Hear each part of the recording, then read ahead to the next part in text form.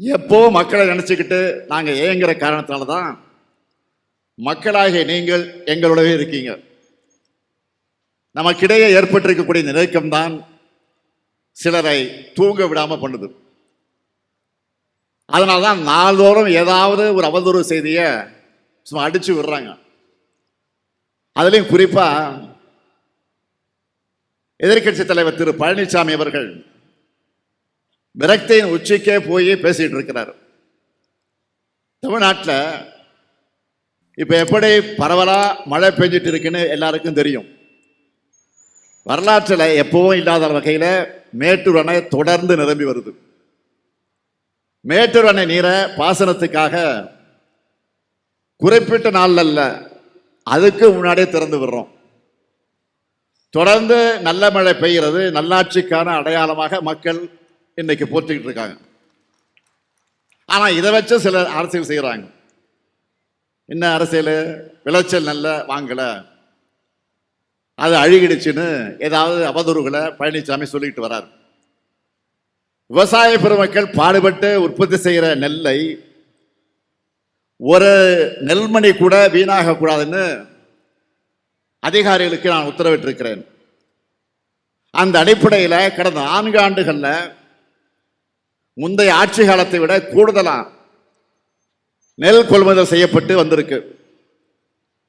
முத்தமிழறிஞர் கலைஞர் அவர்கள் 1972 தமிழ்நாடு நுகர்வோர் வாணிப கழகத்தை உருவாக்கி அதன் மூலம் விவசாயிகிட்டிருந்து நெல் கொள்முதல் செய்ய தமிழ்நாடு முழுவதும் நெல் கொள்முதல் நிலையங்களை ஏற்படுத்தி கொள்முதல் செய்யப்படக்கூடிய முறையை தமிழ்நாட்டுக்கு தனியே உருவாக்கினார்.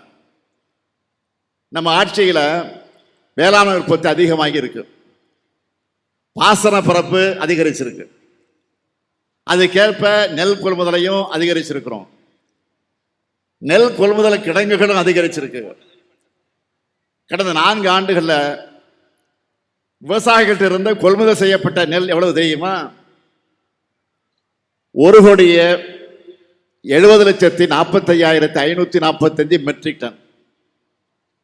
இதில் ஆண்டுக்கு சராசரியா கொள்முதல் செய்யப்பட்ட நெல் 42,61,386 மெட்ரிக் டன். இது நம்ம ஆட்சியுடைய டேட்டா இது. ஆனா இதுவே முந்தைய அதிமுக ஆட்சி காலத்தில் சராசரியா செய்யப்பட்ட நெல் எவ்வளவு தெரியுமா? ஆண்டுக்கு 22,70,293 மெட்ரிக் டன் மட்டும்தான். இந்த அடிப்படை கூட தெரியாம பொய் சொல்லிட்டு இருக்கிறாரு எதிர்கட்சி தலைவர் பழனிசாமி. அவர்கிட்ட பொய்யையும் துரோகத்தையும் தவிர வேற எதையும் எதிர்பார்க்க முடியாது. அவருடைய ஹிஸ்டரி அதுதான்.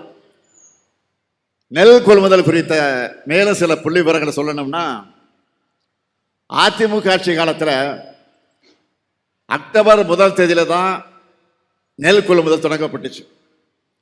நம்ம ஆட்சியில், திராவிட மாடல் ஆட்சியில் 1 மாத காலம் முன்னாடியே, அதாவது செப்டம்பர் 1 நாளே நெல் கொள்முதல் தொடங்கப்பட்டு வருது.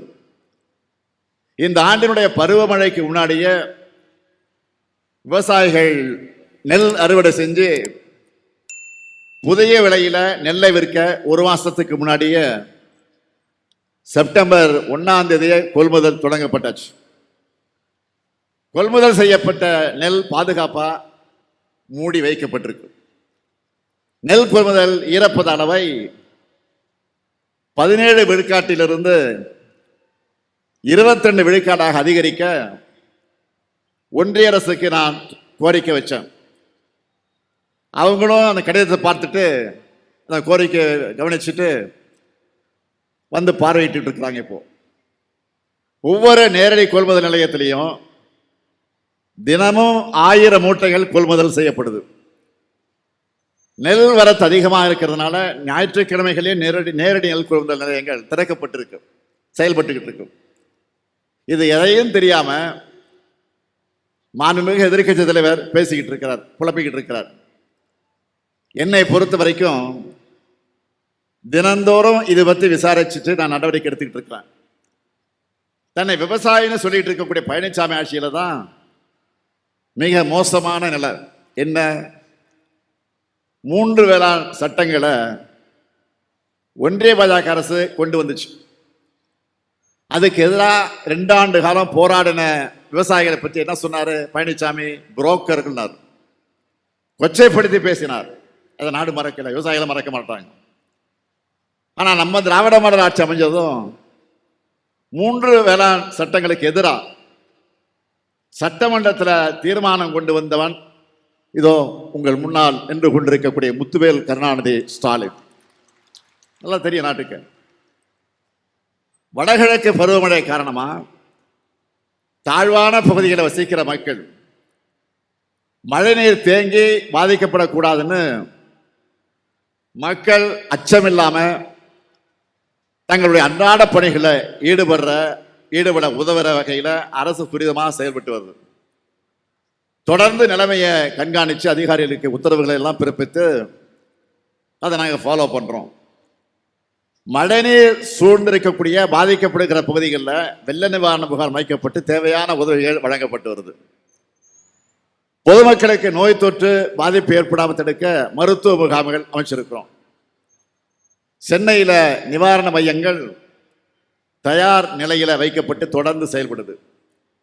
இந்த மையங்களில் உணவு, சுகாதார வசதி, குடிநீர் வசதிகள் செய்யப்பட்டிருக்கு. சமையல் கூடங்கள் தயார் நிலையில் வைக்கப்பட்டிருக்கு. மழைநீரை வெளியேற்ற மோட்டார் பம்புகள், விழக்கூடிய மரங்களை அகற்றுவதற்கு மர அரவை இயந்திரங்கள், மிஷின் எல்லாமே தயார் நிலை வைக்கப்பட்டிருக்கு. இப்படி போர்க்கால தயாரிப்பு நிலையோடு நாம் இருக்கிறோம். மக்களை காக்க எங்களுக்கு யாரும் சொல்லித்தர தேவையில்லை.